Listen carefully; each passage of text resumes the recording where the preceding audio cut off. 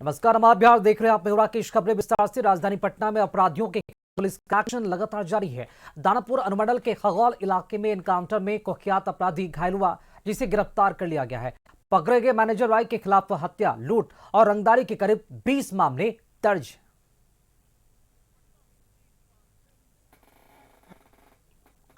पटना में एक बार फिर एनकाउंटर हुआ है।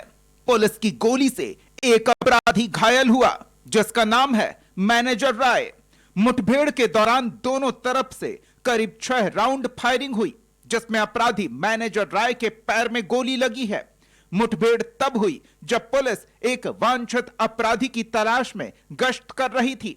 इसी दौरान पुलिस को देखते ही अपराधी ने फायरिंग शुरू कर दी। पुलिस की जवाबी कार्रवाई में मैनेजर राय के पैर में गोली लगी। मैनेजर राय दीदारगंज का रहने वाला है, जो लंबे समय से पुलिस की मोस्ट वांटेड लिस्ट में शामिल रहा है। इसमें हम लोग को एसटीएफ की मदद भी मिल रही है और उनके सूचना के तहत हम लोग जानकारी मिली कि वो इस क्षेत्र में आया हुआ है। इसमें योजना बना के चारों तरफ से घेरा गया और तलाशी शुरू की गई।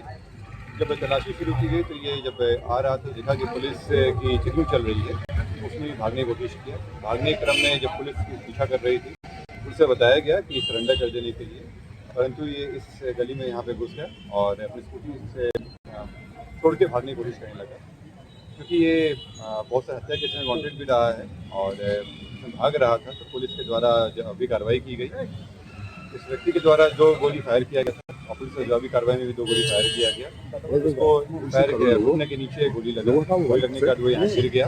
पुलिस के द्वारा तुरंत उसको अपने कब्जे में लेकर इलाज के लिए हॉस्पिटल भेज दिया गया, जहाँ इसका इलाज चल रहा है। खतरे से बाहर है।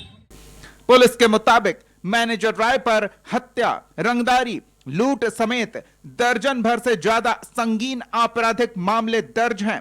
2022 में खगौल में चर्चित डॉक्टर मोहम्मद अनावर आलम की हत्या मामले में भी उसकी संलिप्तता सामने आई थी। फिलहाल उसका इलाज एम्स में चल रहा है, जहां उसकी हालत स्थिर बताई जा रही है। घटना के बाद खगौल और आसपास के इलाकों में पुलिस ने सुरक्षा व्यवस्था कड़ी कर दी है। पुलिस को उम्मीद है कि पूछताछ के बाद उसके नेटवर्क और दूसरे आपराधिक मामलों का भी खुलासा होगा। बिहार में हाल के दिनों में कई एनकाउंटर हुए हैं। 31 दिसंबर को बेगूसराय में एसटीएफ के साथ मुठभेड़ में हार्डकोर नक्सली दयानंद मालाकार उर्फ छोटू मारा गया। पिछले साल 27 दिसंबर को पुलिस ने थावे मंदिर में चोरी के आरोपी इंजामुल अंसारी को आरा में मुठभेड़ के बाद गिरफ्तार किया। दिसंबर में ही छपरा में शराब तस्कर अजय राय पुलिस की गोली से घायल हुआ। वहीं नवंबर में बेगूसराय में कुख्यात शिवव्रत राय का एनकाउंटर कर कारतूस सहित कई हथियार बरामद किए गए थे। डीजीपी ने कहा कि अपराधियों के खिलाफ सख्ती जारी रहेगी। जो मुठभेड़ की स्थिति बनती है तो पुलिस आत्मरक्षार्थ फायरिंग करते हैं। आपने देखा होगा कि होली के दौरान मुंगेर में, अररिया में 2 हमारे एएसआई मारे गए। अपराधी इनके ये रिएक्ट करते, उसके पहले ही इन पर गोली चला दिया और दोनों की मृत्यु हो गई। 2 हमारे पुलिस पर होली के दिन।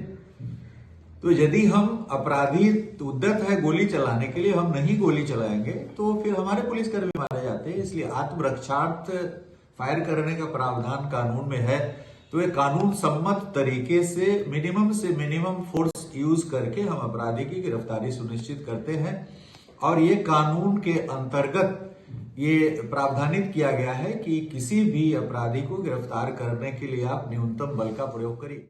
मैनेजर राय के एनकाउंटर के बाद पुलिस ने मौके से हथियार और दूसरे आपत्तिजनक सामान बरामद करने का दावा भी किया है। साथ ही खगौल और आसपास के इलाकों में गश्ती बढ़ा दी गई है। ब्यूरो रिपोर्ट, कशिश न्यूज।